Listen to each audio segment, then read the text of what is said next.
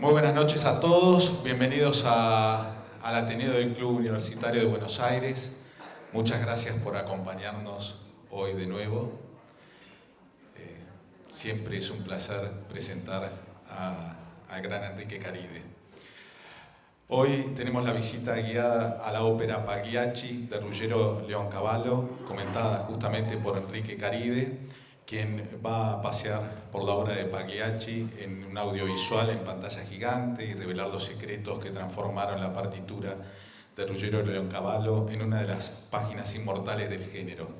Tengo acá una presentación larguísima, pero seguramente él lo va a explicar y lo van a disfrutar mucho más que escuchándome a mí. Ustedes saben que Enrique Caride es un gran amigo de la casa, una persona a quien el club quiere mucho y que admiramos mucho, así que voy a pedir un fuerte aplauso para él. Muchas gracias por acompañarnos. Aló, buenas noches, muchas gracias. Bueno, la ópera que vamos a visitar esta noche se estrenó en el Teatro del Verme de Roma el 21 de abril, creo. La verdad es que no me acuerdo, creo que fue el 21 de abril, del año 1892. En ese año estaba empezando a reinar en Italia una nueva manera de escuchar y de componer música de ópera que se llamó verismo. El verismo viene de la palabra italiana vero, que quiere decir verdadero, que es un poco el correlato musical del naturalismo literario, que estaba digamos, de moda en toda Europa. Ese naturalismo literario es un poco sumergirse en los problemas de las clases sociales más bajas. Es decir, tanto la literatura como la ópera dejaba de hablar de los dioses o de los reyes y empezaba a hablar de la gente común, de los problemas que tiene la gente común. Digo gente común, los pescadores, los labradores, la gente pobre, la gente de la que nadie se ocupaba. Son obras, en general, cortas, breves, de resolución rápida, a menudo fuertes, cruentas, sangrientas inclusive. Esta ópera es hermana, aún antes de nacer, de otra con la cual todavía se representan juntas, Cavalleria Rusticana, que se estrenó 2 años antes, que había compuesto Mascagni, Pietro Mascagni, y que de alguna manera inauguró en Italia el verismo operístico. Yo personalmente, el verismo no me parece lo mejor que ha ocurrido en la ópera. El verismo son de última, ese movimiento duró 10, 12, 13 años, y son las obras de Mascagni, un solo éxito, Leoncavallo, un solo éxito, y fundamentalmente Puccini. ¿Qué pasa? ¿Por qué yo no estoy...?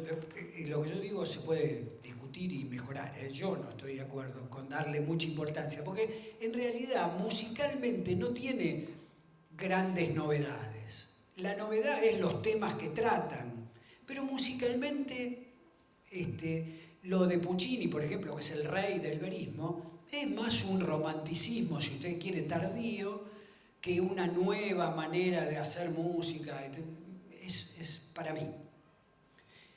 ¿Por qué el tema de caballería, por qué es hermana y todo esto lo vamos a ver luego? Yo le voy a explicar, vamos a hablar de por qué yo considero que son hermanas antes de nacer. En realidad, si Mascagni no hubiera escrito Cavalleria Rusticana, probablemente Leoncavallo, casi seguramente Leoncavallo no hubiera escrito Pagliacci, porque como que esta es consecuencia de la otra. Y ya veremos por qué. Ahora vamos a empezar a hablar del origen y el contexto, y vamos a hablar de los creadores. En realidad, con Pagliacci hay un solo creador, que es Ruggero Leoncavallo, porque él también escribió el libreto. Escribió la música y el libreto, a la manera wagneriana. Wagner hacía lo mismo, escribía el libreto y la música. Vamos a hablar de esa creación y de los creadores con el fondo de un piano.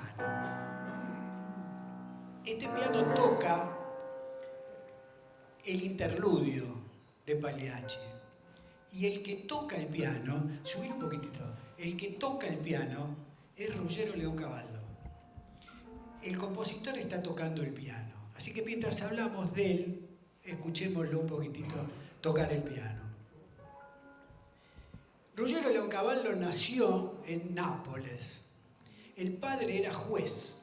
Hay quien dice que el padre era policía, pero era juez el padre. Y la mamá pertenecía a una familia acomodada de la ciudad. Yo me olvidé una cosa. Les suplico el tema de los celulares. Se lo suplico. ¿Quieren que me arrodille? Me arrodillo y lo digo de rodillas. Por favor, los celulares. ¿Sí? Gracias. Bueno, la mamá era de una familia acomodada de la ciudad. Él empezó a estudiar piano y composición a los 9 años en el Conservatorio de Nápoles. Y a los 16, cuando terminó de estudiar, no solamente era un extraordinario pianista, además era un hombre con una sólida formación musical y tenía 16 años. Después fue a estudiar literatura en la Universidad de Bolonia. A los 18 años, después de que terminó de estudiar, se fue, por favor, se fue a Bolonia. Y en Bolonia escribió su primera ópera, Tommaso Chatterton.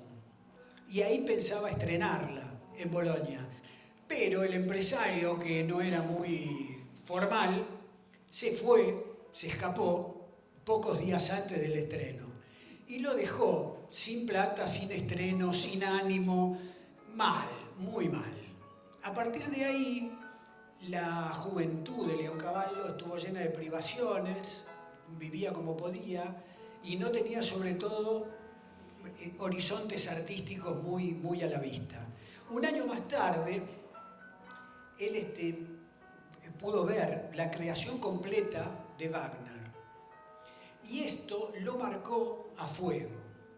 A tal punto que él primero pensó y después puso en práctica la idea de componer a la manera wagneriana. Porque el sueño de Leoncavallo fue siempre ser un compositor de fama y de fortuna. Era un excelente pianista, pero él quería ser compositor. Y cuando conoció a Wagner dijo, yo voy a ser como Wagner. Es decir, hacer sus propios libretos y sus propias obras. Intentó hacer esto.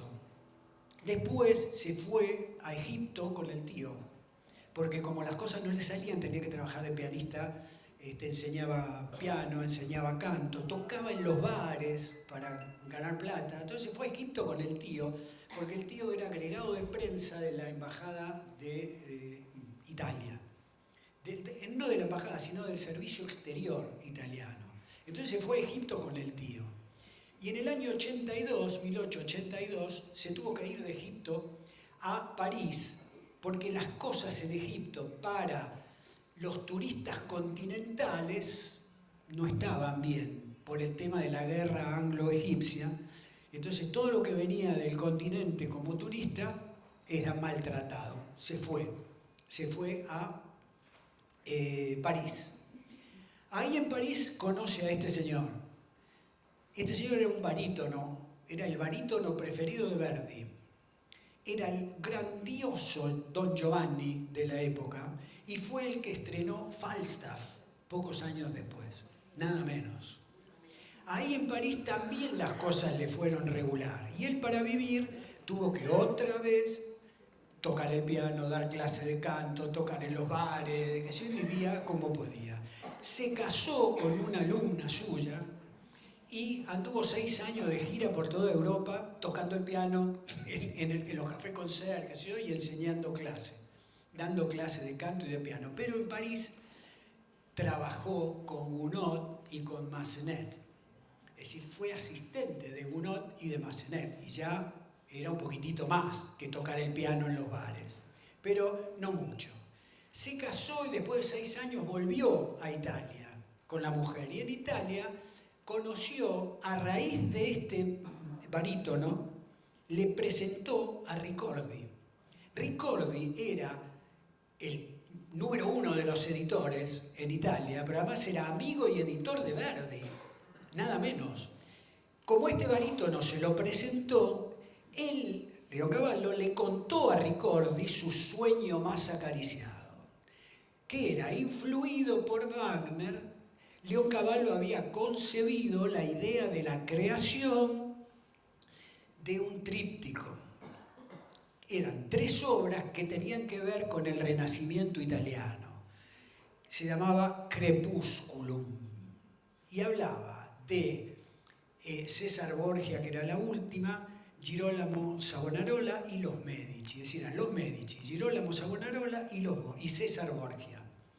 Este era la trilogía que había ideado Leo. Incluso la primera de ellas ya estaba, y Medici, ya estaba prácticamente terminada. Entonces se lo contó a Ricordi. Pero claro, le cuenta a Ricordi un músico al que nadie conoce. ¿Quién es Leoncavallo? Como dicen en Italia, ¿qué ópera ha escrito? ¿Quién lo conoce a Leoncavallo? Nadie. Entonces este, que de Gil tenía poco, le dijo, mirá, la producción de una ópera ya es una cosa complicada. La producción de 3, ¿sabes qué? No llames, nosotros llamaremos, le dijo. Chao, lo rechazó. Leoncavallo pensaba que nunca más iba a poder cumplir el sueño de ser un gran compositor. Porque si con la recomendación de este barítono, hablar con este y que no. Y en ese momento, él conoce la noticia del gran triunfo de Mascagni con Cavalleria Rusticana. Mascagni también era un músico, no era Verdi, no era, qué sé yo, un gran músico.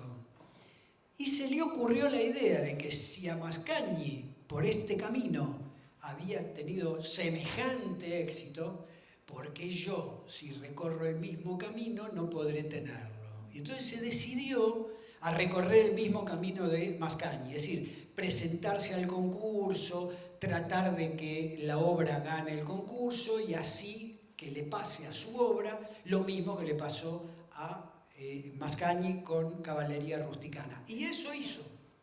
Se presentó en el concurso y todo esto. Cometió un error que todavía hoy yo no me explico cómo es que lo cometió. No lo puedo entender, ni yo ni nadie. Se presentó a un concurso para óperas en un acto, presentó Pagliacci, que tiene 2. Presentó una obra de 2 actos a un concurso que tiene 1. Y ni siquiera hizo lo de Leoncavallo, de decir, hacemos un acto solo y un interludio en el medio. No, puso primer acto y segundo acto. La obra en el concurso no fue admitida, pero los valores que la obra tenía eran difíciles de disimular. Entonces Ricordi se negó a editarla y a presentarla en escena, porque el premio del concurso era editarla y presentarla en escena. Ricordi se negó, pero Sonsonio, que era el rival de Ricordi y el organizador del concurso, dijo, yo la voy a editar y la voy a poner en escena. Y entonces la puso en escena ese día, dirigido por este hombre, Arturo Toscanini. No vamos a hablar de Arturo Toscanini porque amanecemos acá. Arturo Toscanini, el mejor director del siglo XX y sus alrededores, como dice un famoso personaje del Elixir de Amor. Leoncavallo era un gran libretista.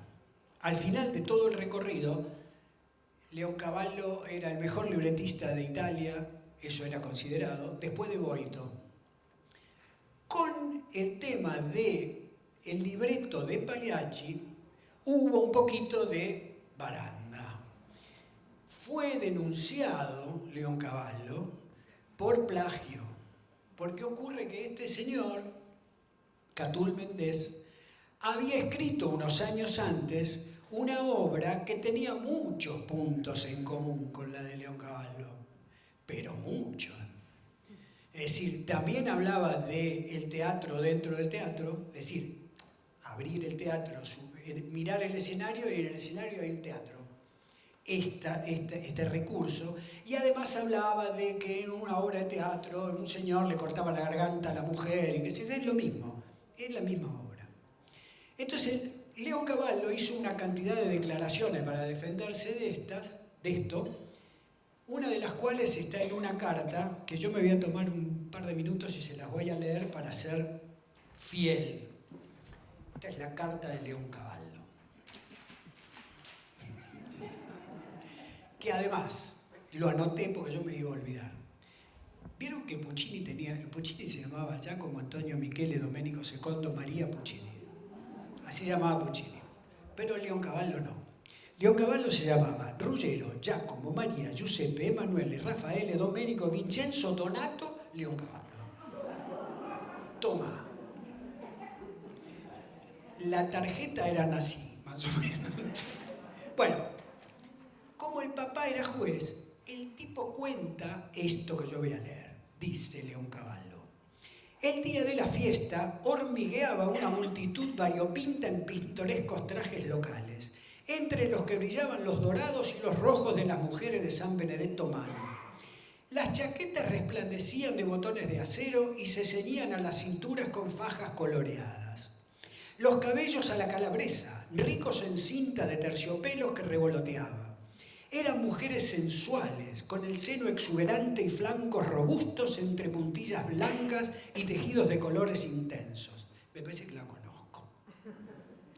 Con algunas gritando alegremente y con estrépito enormes panderetas pintadas. Y por todas partes las gaitas, cornamusas y cennamelle. Cennamella es un instrumento de viento que tiene en la punta una caña doble con la cual se sopla y se saca el sonido por ahí. Parecido al oboe, digamos. Y cennamelle. Un año hacían bella exhibición sobre el callejón que lleva al santuario los carros de los saltimbanquis. Estos tenían sus representaciones al aire libre a las 23 horas, esto es, después del ocaso. Una hora propicia para estar al aire libre porque el sol ya se había ido, pero la luz aún persistía. Los espectadores venían por cientos, entre los cuales éramos asiduos yo y mi hermano. El espectáculo nos divertía mucho, naturalmente, y al mismo Gaetano. Cuando habla de Gaetano se refiere a Gaetano Scabello, que era un sirviente de la casa de Leoncavallo. Este Scabello llevaba a los hermanitos Leoncavallo a ver las funciones estas. Eso dice Leoncavallo, ¿sí? Le resultaba oportuno llevarnos porque se había enamorado y con suerte de una bella mujer de una troupe de saltimbanquis. Pero el marido, el payaso de la compañía, había sospechado y desde hacía varios días vigilaba a la infiel. Hasta que la noche de la fiesta de Mezzagosto, durante una de las típicas representaciones con Arlequín y Colombina, mientras la mujer estaba en escena, buscó entre sus vestidos y encontró una nota que Gaetano había tenido la imprudencia de enviarle. Mirá Gaetano, las cosas que hacía. El payaso, buen calabrés, no supo contenerse y apenas bajado el telón, atacó a su mujer con un cuchillo y le cortó la garganta, sin que la infeliz haya tenido tiempo ni de gritar. Nadie entre la multitud se dio cuenta de nada, ni siquiera entre los mismos comediantes.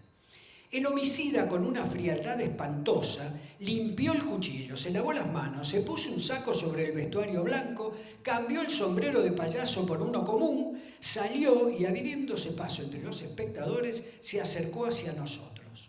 Le habló a Gaetano con una sonrisa fría que no olvidaré jamás. Dice Leoncavallo. Ven, tengo que contarte una curiosidad. El otro se levantó y lo siguió hacia las barracas. El payaso lo tomó del brazo con la familiaridad, según la costumbre, porque se habían hecho amigos en esos pocos días. Pero arribado al ingreso de la barraca que hacía de escenario, Gaetano se desplomó, atravesado por el mismo cuchillo que poco antes había ultimado a su amante. Mira vos. El asesino fue juzgado por mi padre, que le impuso 20 años de reclusión por segundo homicidio por entender que un hombre que había tenido la calma como para lavar sus manos y el cuchillo había procedido con perfecta premeditación y no por el impulso pasional del momento. El condenado, que después supe que se llamaba Giovanni D'Alessandro, cumplió su pena y regresó a una vida honesta. Y se sorprendió al saber que recibía largos aplausos en escena con el nombre de Canio, gracias a aquel mismo muchacho que se había quedado aterrorizado por el inesperado y trágico final del pobre Gaetano. Aquel muchacho era Leoncavallo, ¿sí? Esto dice Leoncavallo. Pero cada vez con más fuerza es aceptada la versión de que, en fin, fue una especie de descuido que ha tomado prestada la idea de Catull Mendés y se apoderó de ella.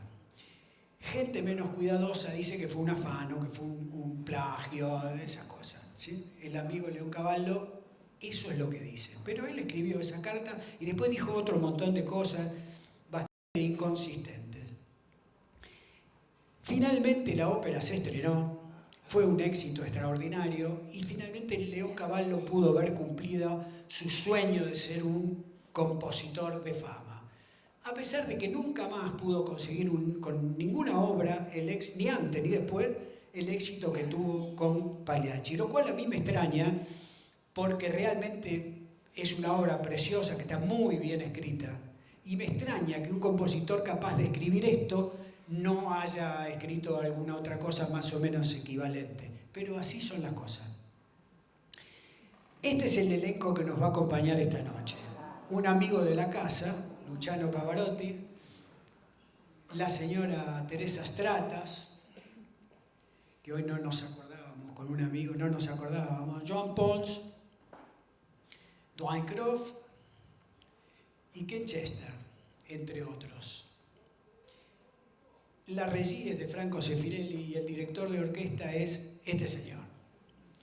A ver, Leoncavallo escribió para esta obra 2 pasajes exclusivamente musicales, nada más que musicales, es decir, orquestales.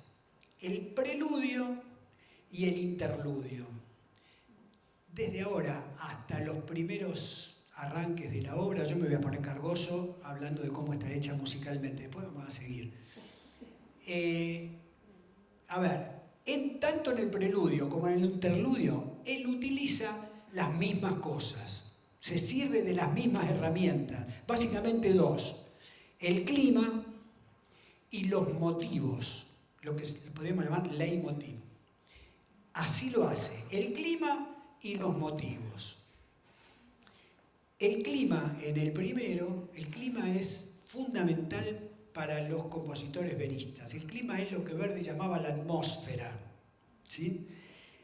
El clima y los motivos. En el primero, ¿cuál es la diferencia entre el preludio y el interludio? Que a pesar de tener las mismas herramientas, están usadas en orden inverso.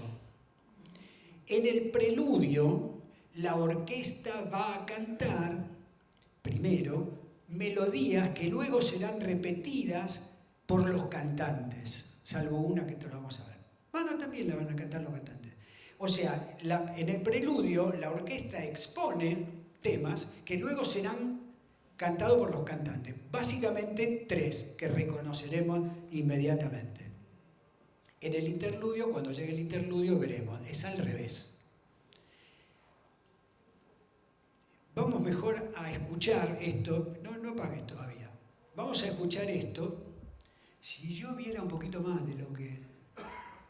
Vamos a escuchar cómo suena el preludio y por ahí paramos para hacer alguna salvedad de prestar atención a alguna cosa.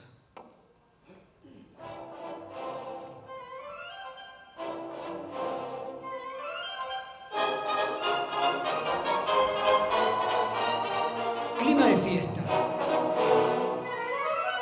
va a llegar a la ciudad la compañía de teatro.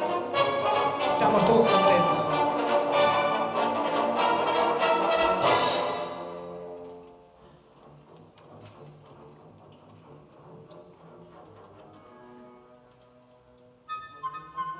Estamos todos contentos, es fiesta. La víspera de la Virgen.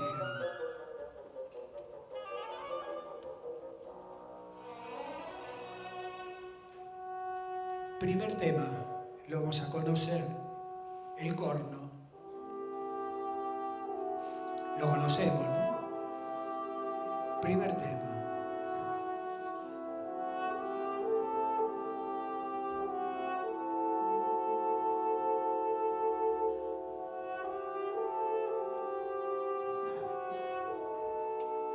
El tema de amor de Neta y Silvio, este.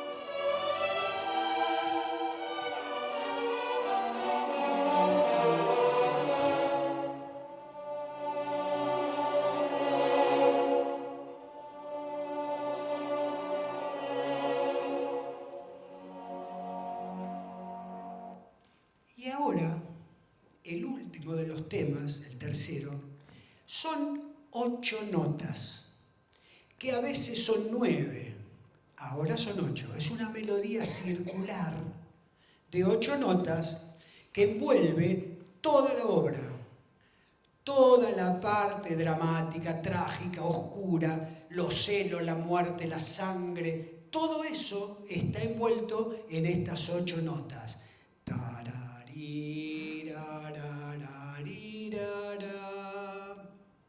Quiero el nombre del amante tuyo.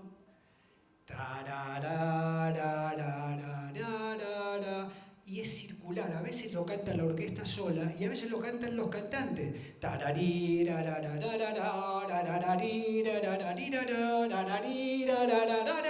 Y sigue y sigue y sigue. Toda la obra dramática, sangrienta, está envuelta en estos 8 notas. Mirá.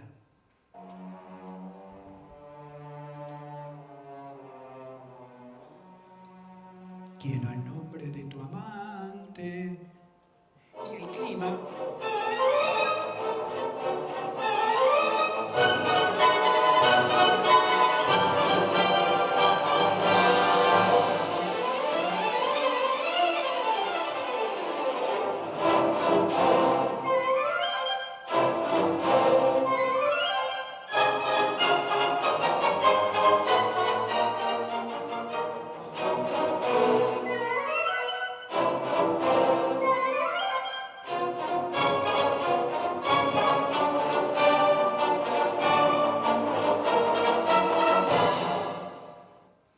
Leoncavallo encuentra un recurso, para mí, fantástico.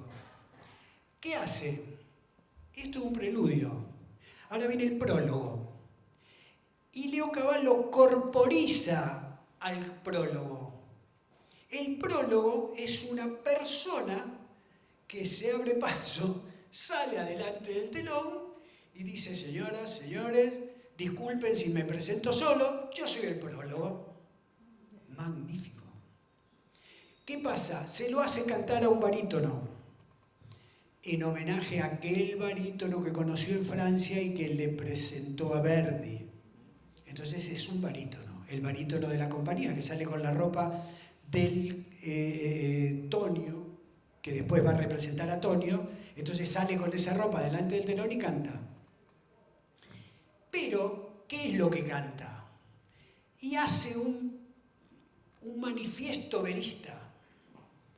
Un manifiesto verista maravilloso. Sale y dice: señoras y señores, perdonen si me presento solo, yo soy el prólogo. Dice: dado que el compositor ha decidido poner las antiguas máscaras otra vez en escena, él quiso volver a tomar algunas cosas que hoy me manda a ustedes para que yo le explique.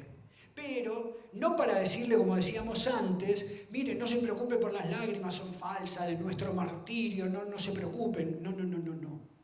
No. El compositor, el autor considera que él tiene solo una máxima, que el artista es un hombre, entonces él tiene que escribir para los hombres. Y se inspiró en lo verdadero, cuenta él. Se inspiró en lo verdadero. Y viene una melodía maravillosa ahí, que dice un nido de memorias desde el fondo del alma le cantaba un día. Y él escribió con verdaderas lágrimas y los sollozos le marcaban el compás.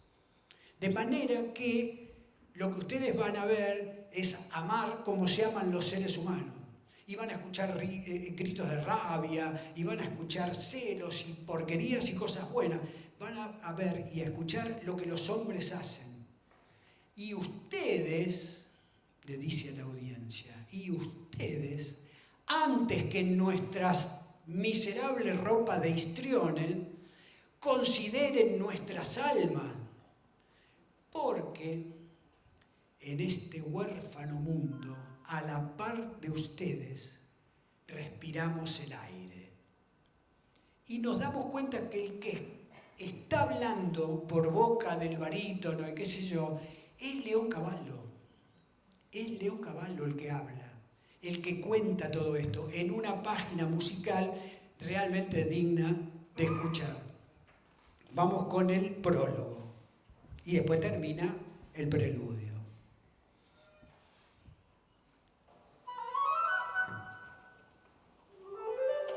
Si può, Signore, signori, scusatemi se da sol mi presento, io sono il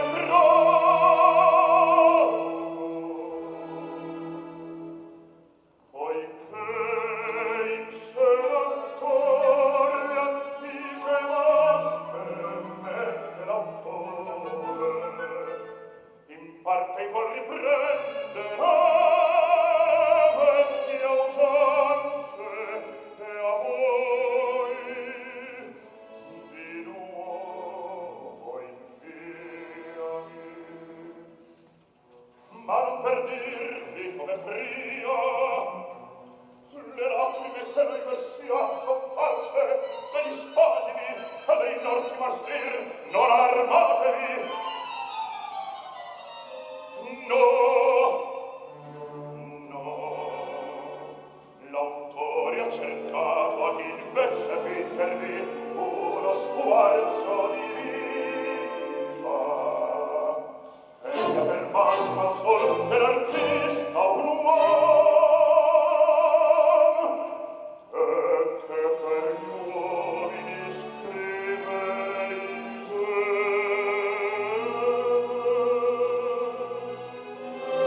e dal vero ispiravasi.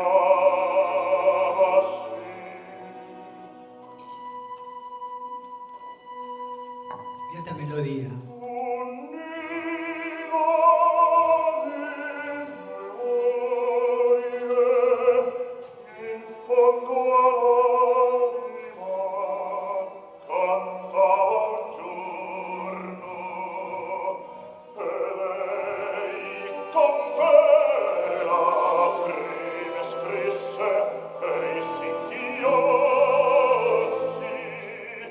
Il tempo gli batte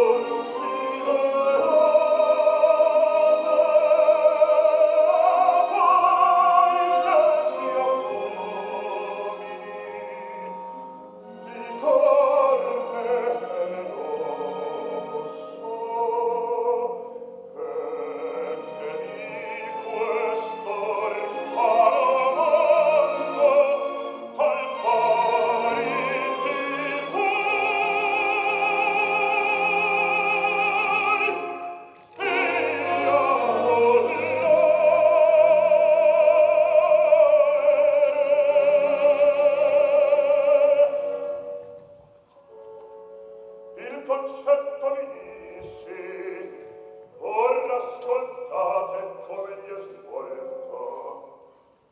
Andiamo, incominciamo.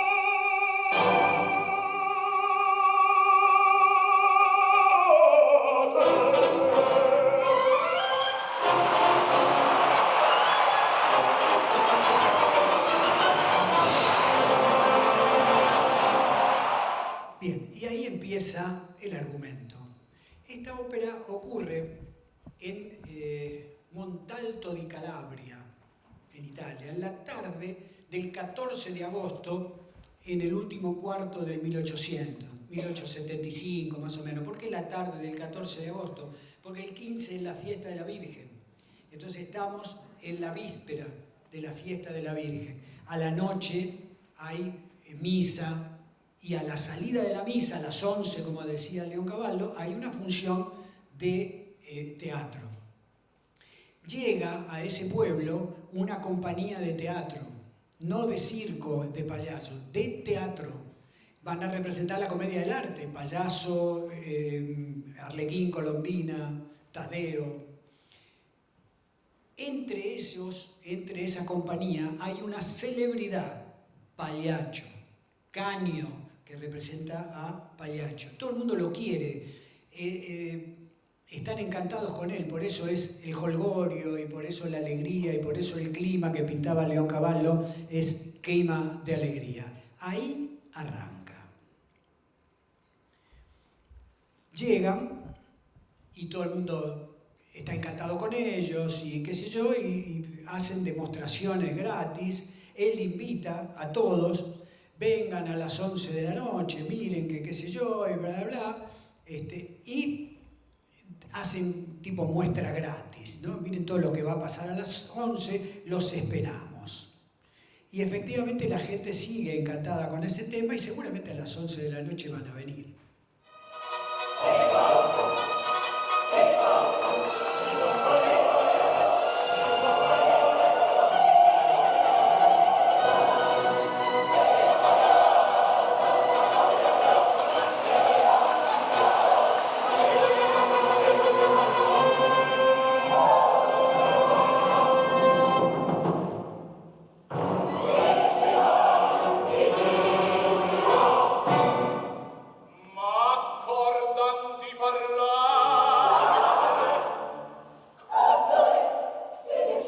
Le festejan cualquier cosa, ¿ven?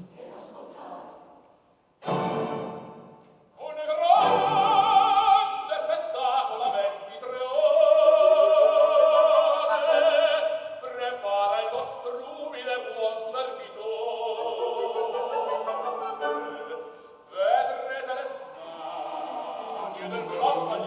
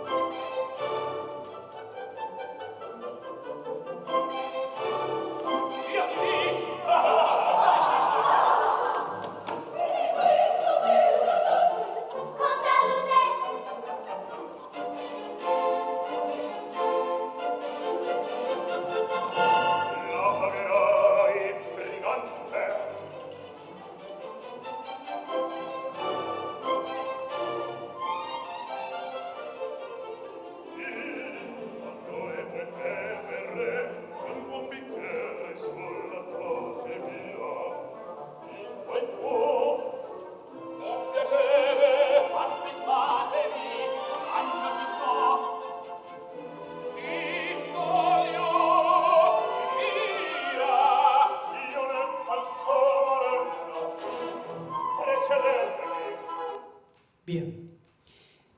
Una de las cosas que Leoncavallo hace maravillosamente es cambiar el clima. Venimos en un clima de jolgorio, de alegría, que se de golpe, el pavote aquel que tiene la gorra que está al lado de la Y, se le va a ocurrir hacer una broma, un chiste, en el medio de esto. Yo voy a limpiar el borrico, ustedes váyanse.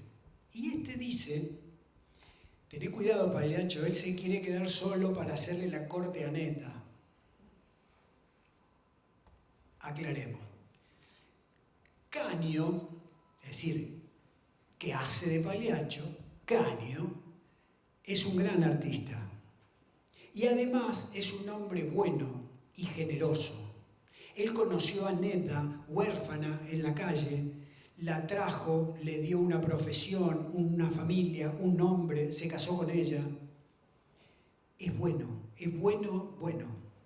Pero tiene 3 condiciones que lo hacen altamente inestable. Es celoso, es violento y bebe. Entonces, este chiste es inoportuno. Y él se lo hace saber. Le dice, este jueguito es mejor no jugarlo conmigo, advierte, como una premonición de la tragedia. Y explica por qué, y dice, el teatro y la vida no son la misma cosa. Y explica qué pasa en el teatro si Pagliaccio sorprende a su esposa con otro. Bueno, pasa esto. Pero si esto ocurriera en la vida real, la cosa sería diferente. Y entonces Leoncavallo pone una música para cuando él describe la comedia, si pasara en el escenario en la comedia, y otra música diferente si pasara en la vida real. Si pasara en la vida real,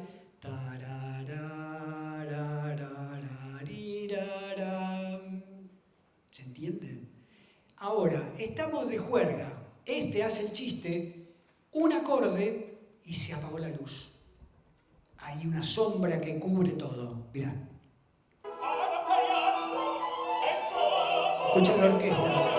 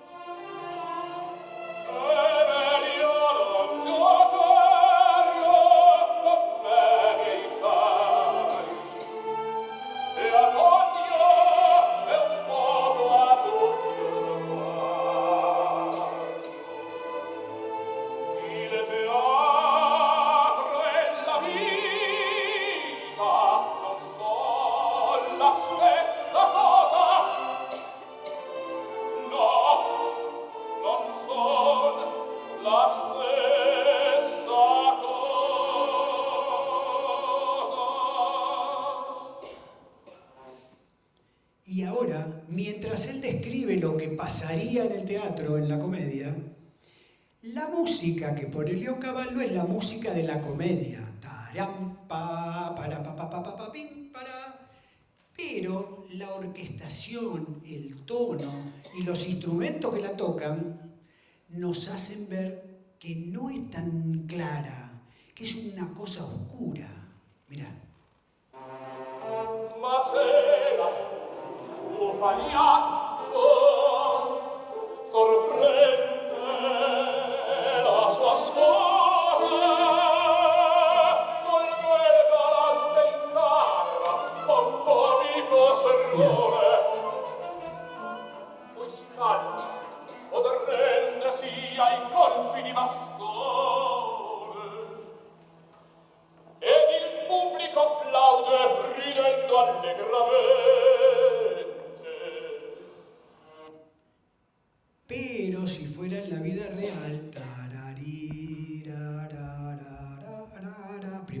orquesta y después lo canta él. Mirá.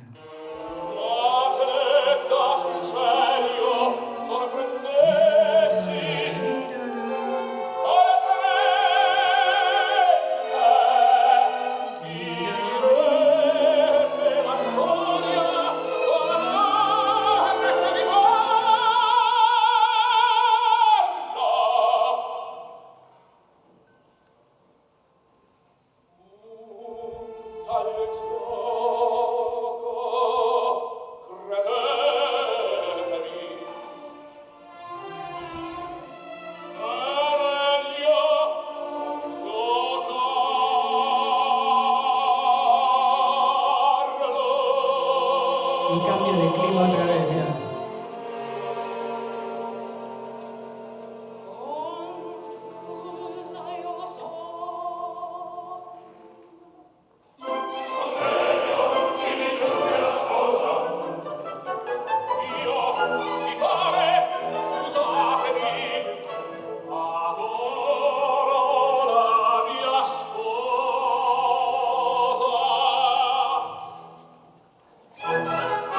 Otra vez el clima.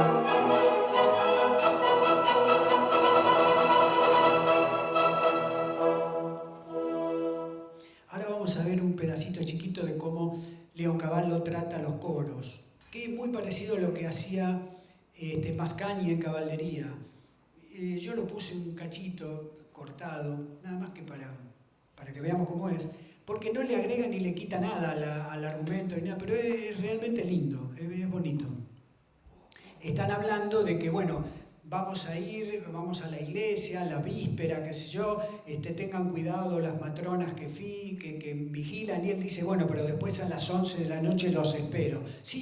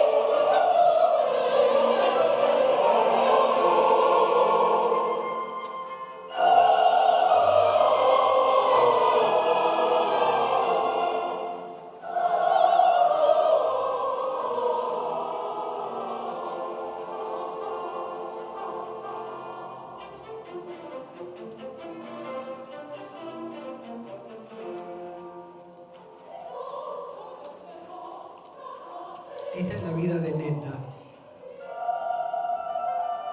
Cuando se va el público,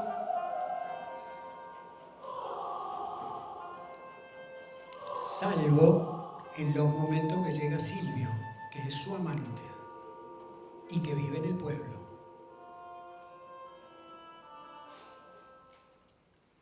Queda sola y reflexiona. Qué fuego tenía en la mirada. Dios mío, parecía que quisiera conocer mis pensamientos, me espiaba de esa forma. Y entonces ella recuerda sus pensamientos van a Silvio. Y entonces después de esto se espanta, porque dice, por Dios, si llegara a saberlo, violento como es, Y entonces mientras se ocupa de las cosas de la casa, de enseñarle a la nena, ve una bandada de pájaros. Entonces tiene un momento de descanso debajo del sol abrasador de agosto y envidia a esa bandada de pájaros, porque tiene la libertad que ella no tiene.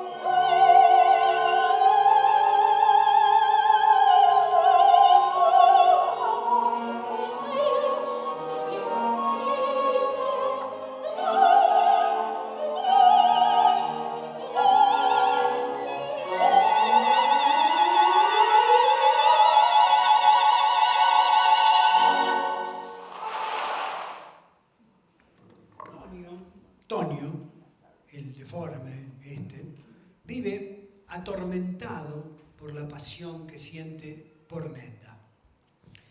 Pero Neda no solamente no hace caso a sus sentimientos, se ríe, se burla. Tonio apenas puede disimular esta pasión que siente y le duele más la burla de ella que el rechazo y el desprecio. Entonces cada vez que él la va a buscar, ella le dice, ¿querés que llame a Caño? Y él le dice que es deforme y todo, pero que a pesar de que él provoca desprecio, tiene un corazón adentro y que ese corazón late.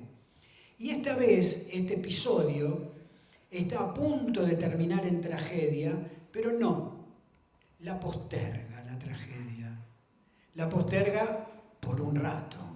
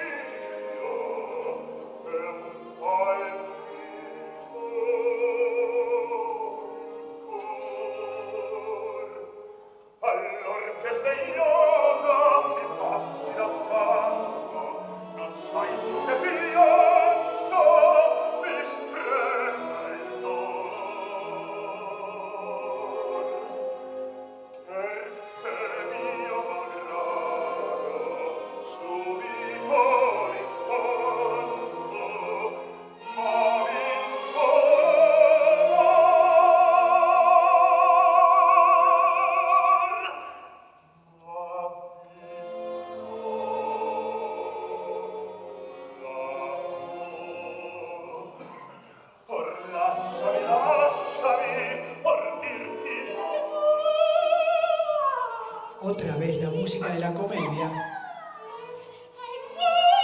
Mirá la orquesta.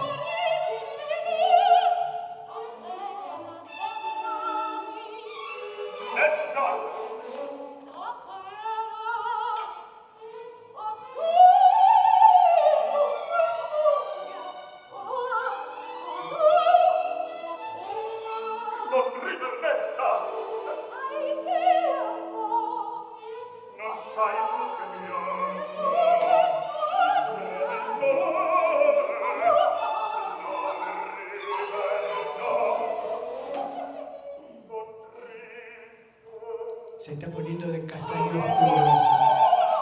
Mirá.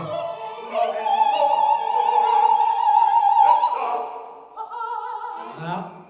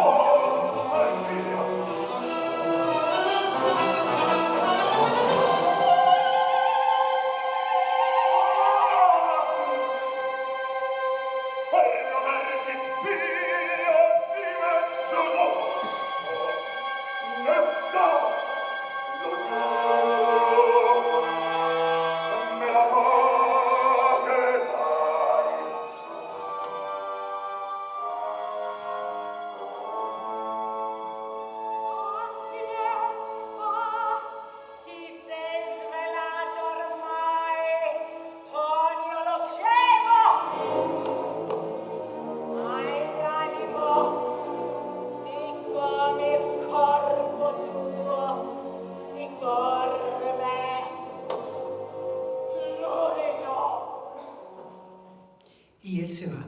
Y justo que él se va a buscar a Canio, llega Silvio, el amante. Silvio, qué imprudencia, pero ¿cómo venís hasta acá? No, lo vi que estaban ahí en el bar, en el cruce, recién se acaba de ir.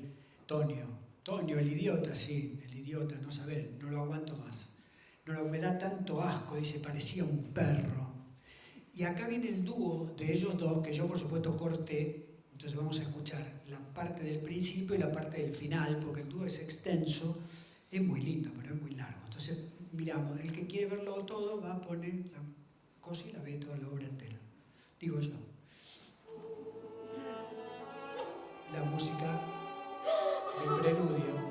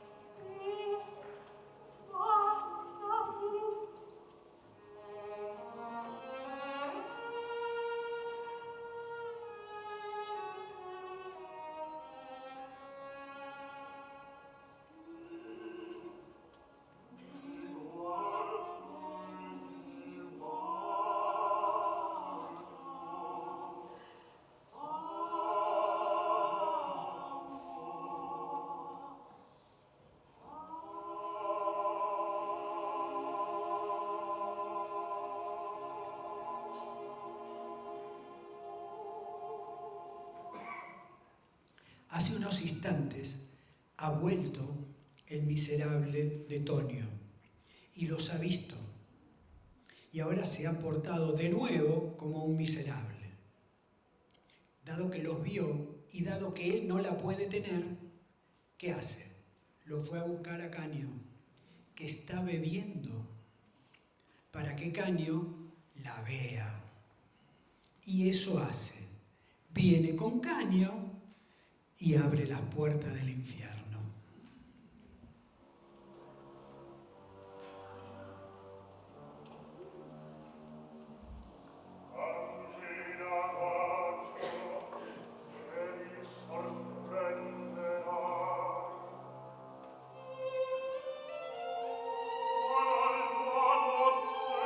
Ojo a esta frase.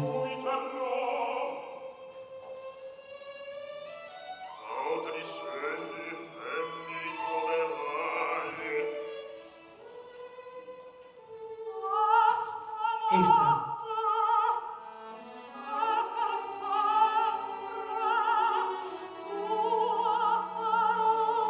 Ay. Mira cómo cambió el clima.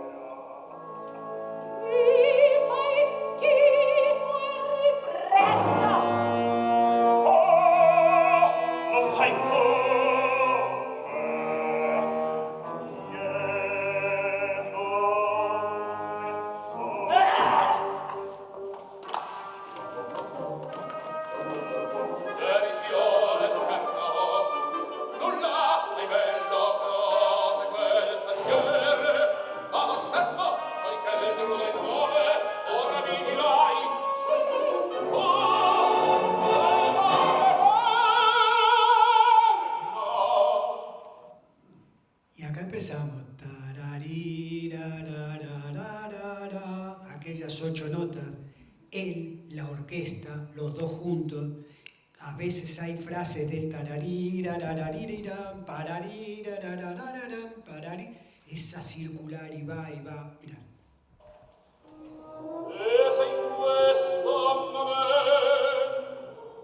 La orquesta.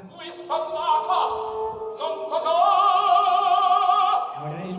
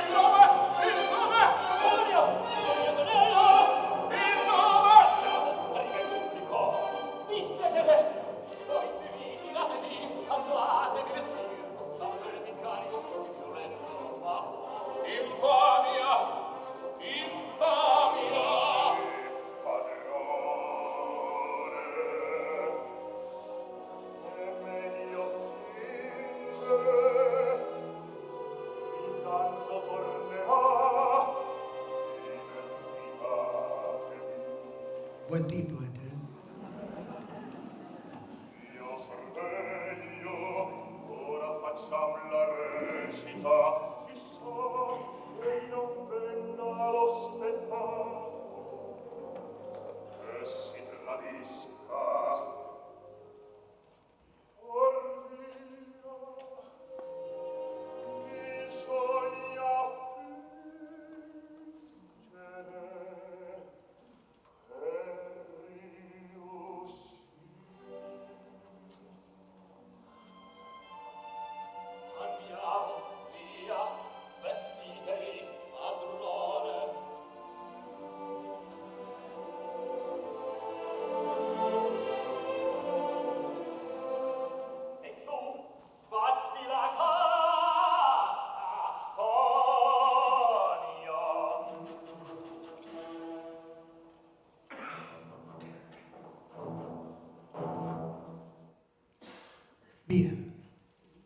Yo creo, no creo, estoy seguro, que el artista, hablo del artista que sale al escenario, no hablo del pintor o del arquitecto, el artista, el actor, el cantante, el bailarín, el músico, aquel que cumple su tarea en el escenario frente al público en vivo, tiene un privilegio que a su vez, muy a menudo, es una condena también.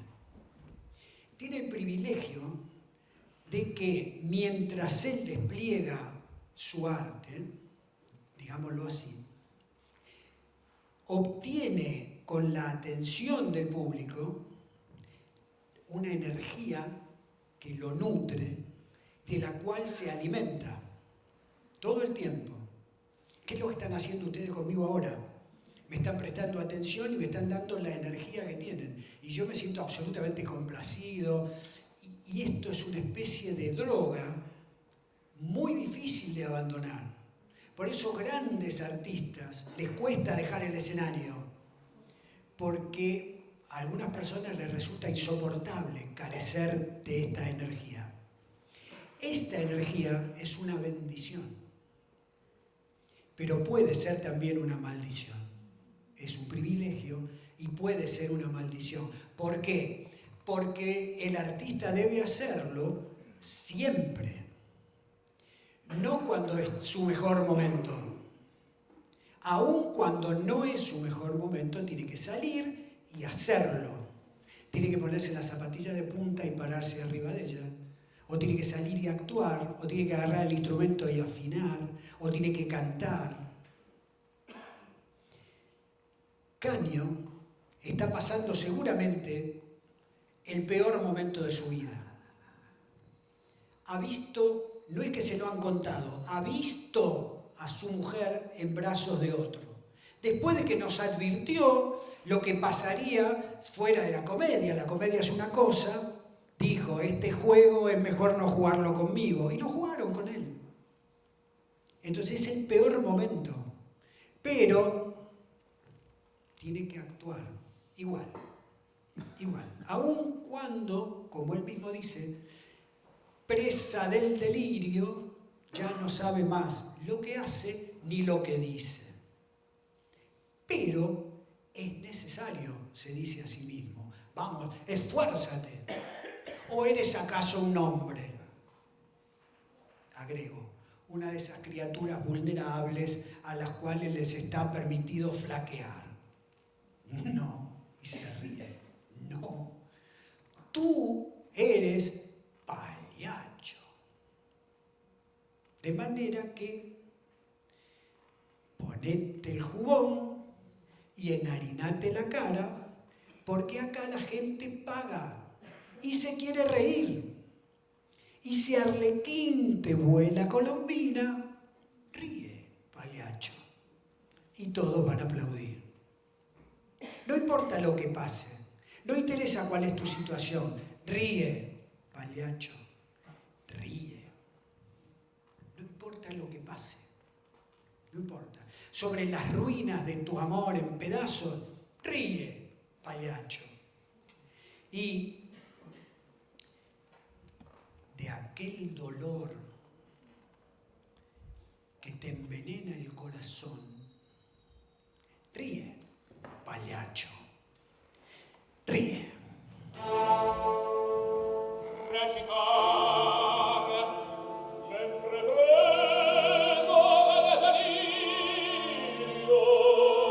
non so più quel che dico e quel che faccio, eppure dopo sono cattivo.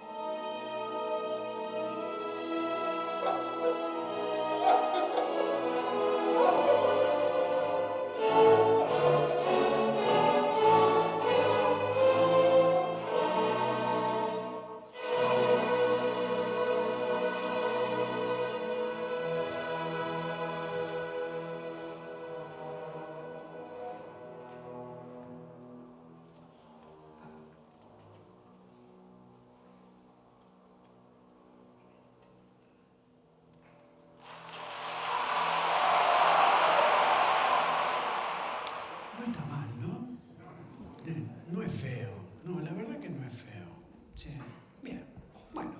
Y ahora el interludio. El interludio es las mismas herramientas que el preludio. Clima y motivos. Ahora ya no son motivos, sino que son frases completas. El clima no es el mismo. El clima es este. El del preludio era pim, para, pam, para. No, ahora el clima es este que está acá. Y los motivos, las frases, así como en el preludio eran frases que después serían cantadas, estas son frases que han sido cantadas antes, en general por el preludio. Fíjate, por el preludio, han sido cantadas por el prólogo. Vamos a escucharlo y lo recordaremos. Mira el clima.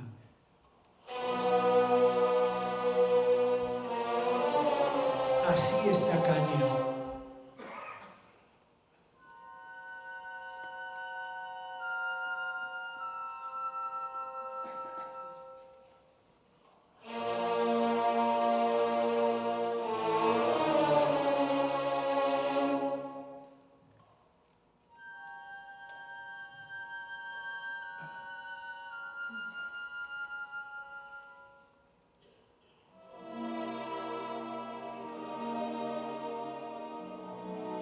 Modula, porque quiere decir esto.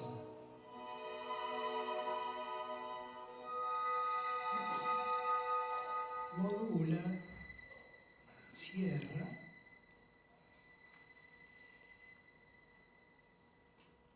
y arranca. Un nido de memoria desde el fondo del alma le cantó un día.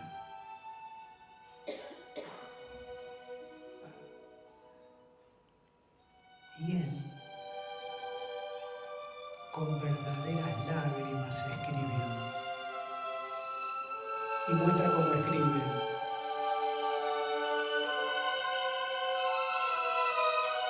Y los sollozos le marcaban el compás.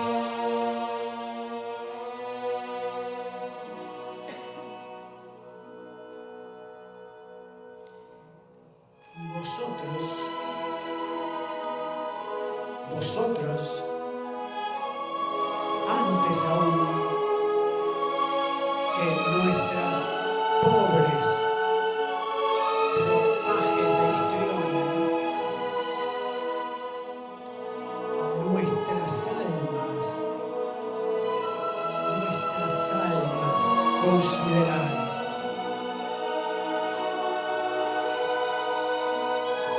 Porque somos hombres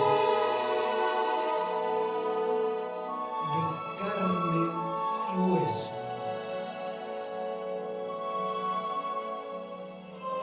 Y en este huérfano mundo,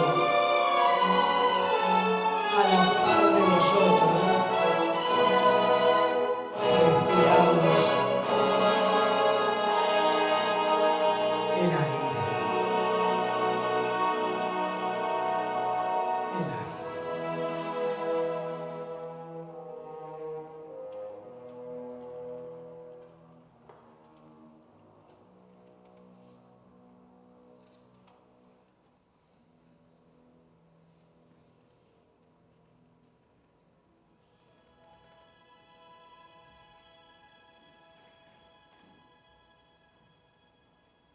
Tampoco es feo el interludio, ¿eh? No es feo. Acá hay otra novedad interesante. Resulta que hay un teatro dentro de un teatro. Hemos visto el primer acto, qué sé yo, ahora vamos a ver el teatro. Se abre el telón y en el escenario hay un teatro. Hasta ahora hemos visto a las personas, ahora vamos a ver a los personajes de la comedia. O no. O son las personas. O de a rato son las personas y de a rato son los personajes. Si escuchamos a la orquesta, por encima o por debajo de lo que cantan, nos vamos a dar cuenta cuándo es la comedia y cuándo son las personas. Cuándo son las personas y cuándo los personajes. Esto siempre se resuelve escuchando la orquesta, porque no importa lo que pase arriba, la orquesta nunca miente, nunca. La orquesta siempre dice la verdad. No en esta obra, en cualquiera. Entonces vamos a ver personas y personajes. Son las 11, salimos de misa.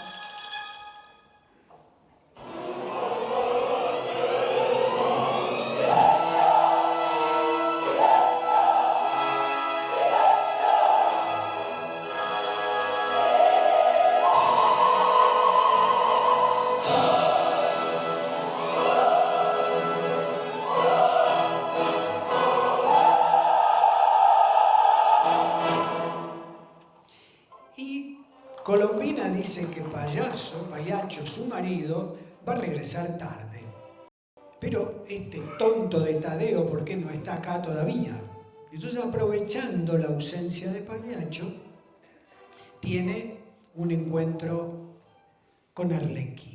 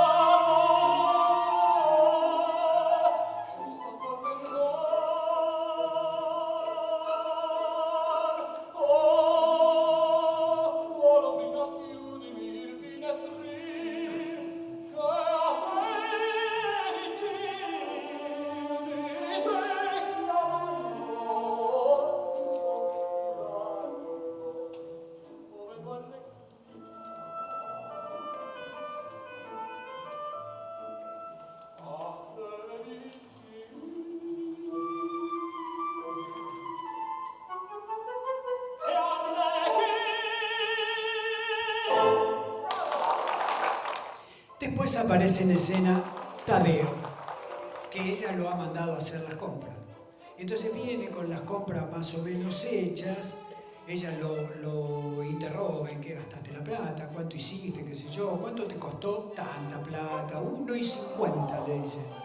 Bueno, Tadeo, después de sufrir varias cosas, intenta seducirla, pero no puede.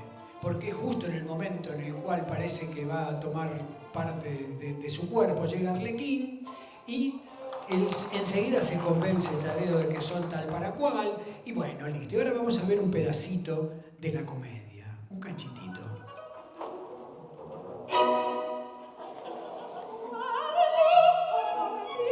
Sobre todo para escuchar la música de la orquesta.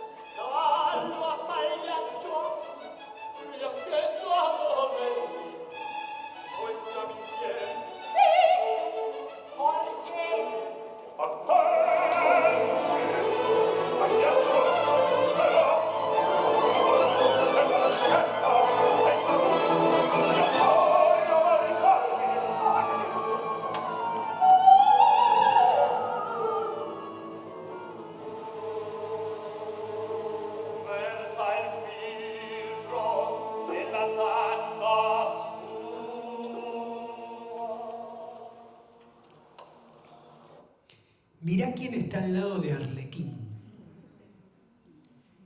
Entonces ahora Neta refuerza el mensaje anterior. Esta noche y para siempre yo seré tuya. Por supuesto que no se lo dice a Arlequín, se lo dice a Silvio.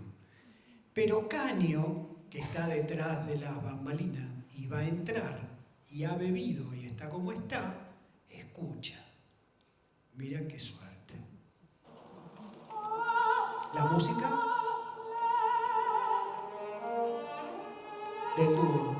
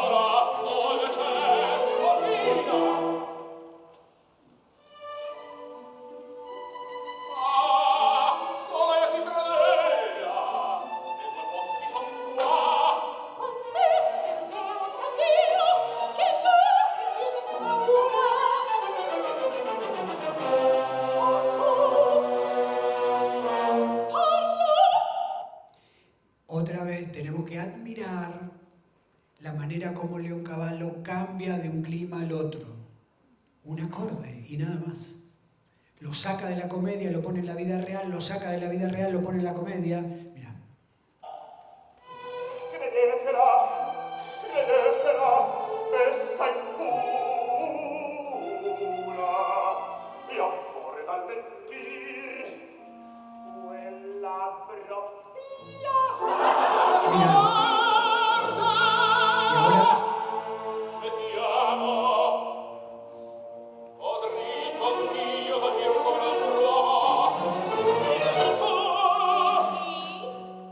Y ahora canta las 8 notas originales.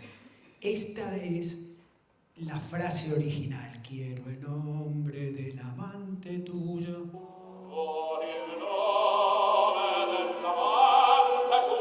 Otra vez.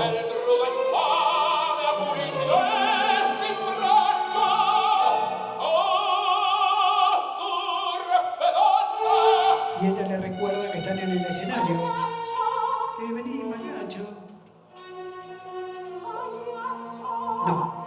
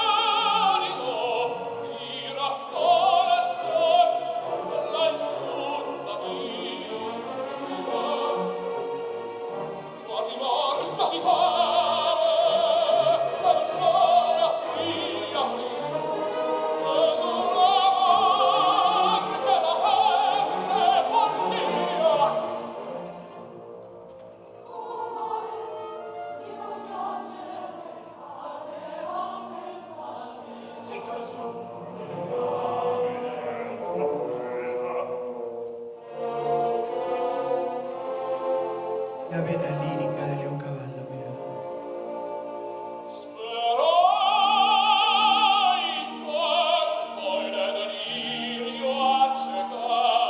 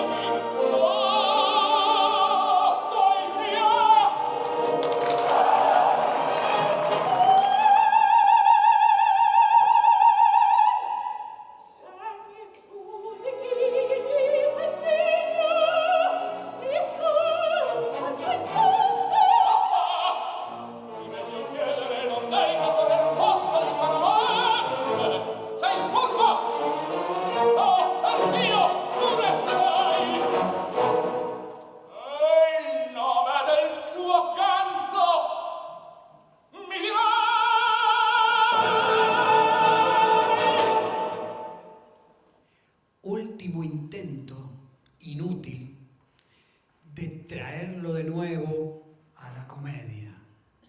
Último.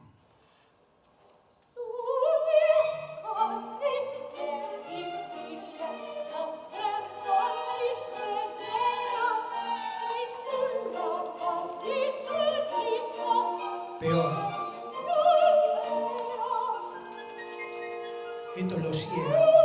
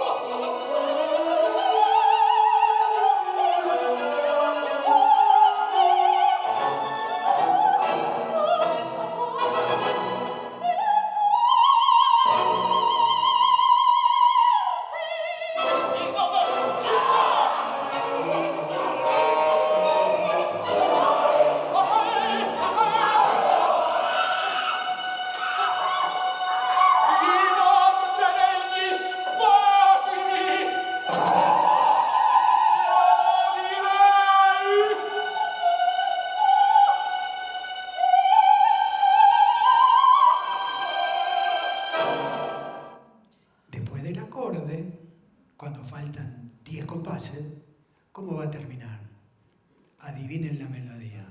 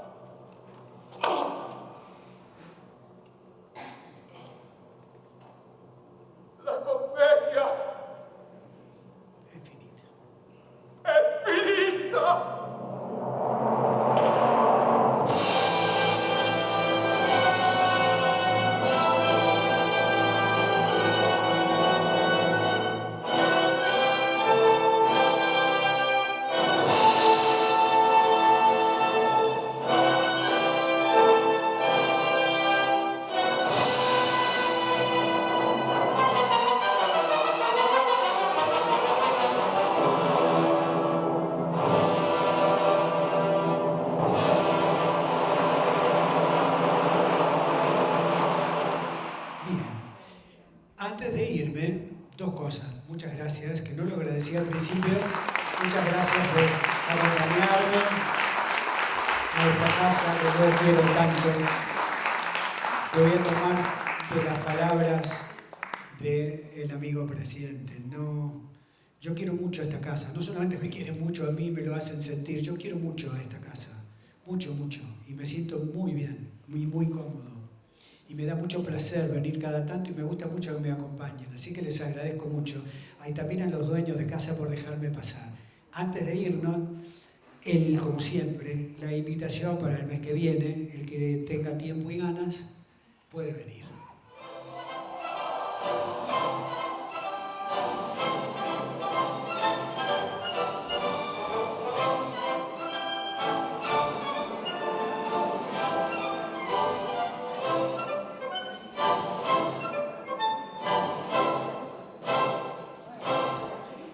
Muchas gracias, buenas noches.